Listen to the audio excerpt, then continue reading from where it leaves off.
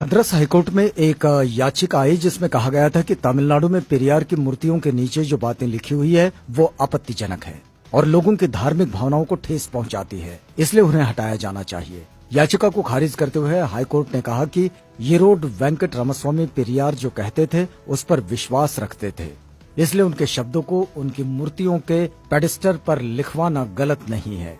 पेरियार की मूर्तियों के नीचे लिखा था, ईश्वर नहीं है और ईश्वर बिल्कुल नहीं है। जिसने ईश्वर को रचा वो बेवकूफ है, जो ईश्वर का प्रचार करता है वो दुष्ट है और जो ईश्वर की पूजा करता है वो बर्बर है। ग्रेट पेरियर नायकर के ईश्वर से सवाल। पहला सवाल, क्या तुम कायर हो जो हमेशा छिपे रहते हो, कभी किसी के सामने नहीं आते?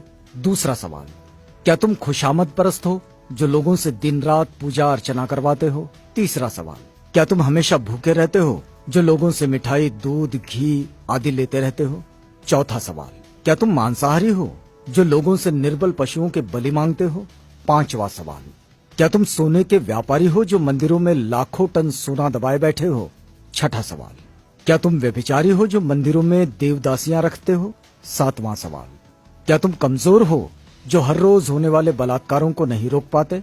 आठवां सवाल, क्या तुम मूर्ख हो जो विश्व के देशों में गरीबी, भूखमरी होते हुए भी अरबों रुपयों का अन्न, दूध, घी, तेल बिना खाए ही नदी नालों में बहा देते हो? नौवां सवाल, क्या तुम बहरे हो जो बेवजह मरते हुए आदमी, बलात्कार होती हुई मासूमों की आवाज नहीं सुन पाते? 10वां सवाल, क्या तुम अंधे हो जो रोज अपराध होते हुए नहीं देख पाते? 11वां सवाल, क्या तुम आतंकवादियों से मिले हुए हो जो रोज धर्म के नाम पर लाखों लोगों को मरवाते रहते हैं? 12वां सवाल, क्या तुम आतंकवादी हो जो ये चाहते हो कि लोग तुमसे डर कर रहें? 13वां सवाल, क्या तुम गूंगे हो जो एक शब्द भी नहीं बोल पाते लेकिन करोड़ों लोग तुमसे लाखों सवाल पूछते हैं?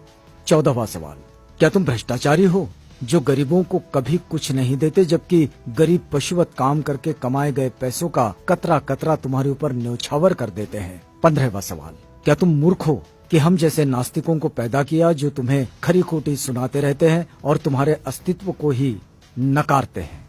5 मिनट का समय निकालकर जरूर पढ़ो भगवान के कारनामे।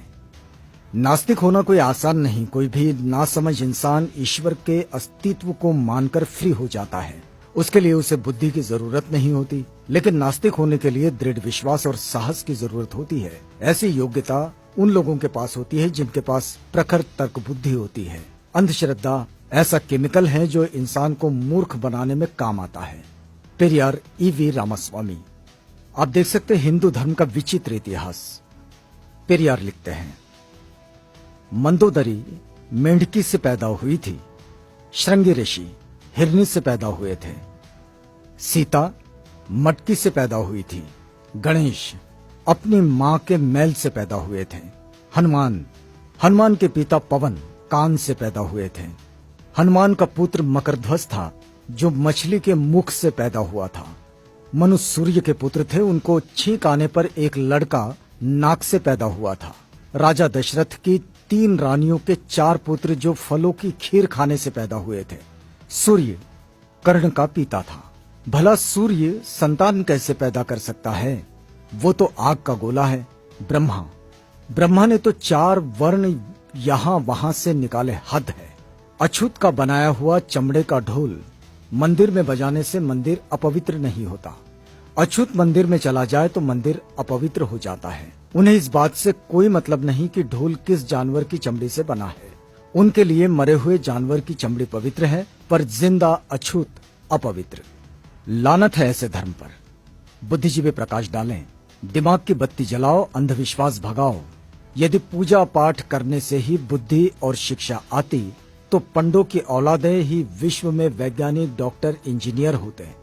वहम से बचो, अपने बच्चों को उच्च शिक्षा दिलवाओ क्योंकि शिक्षा से ही वैज्ञानिक, डॉक्टर, इंजीनियर और शासक बनते हैं, पूजा पाठ से नहीं।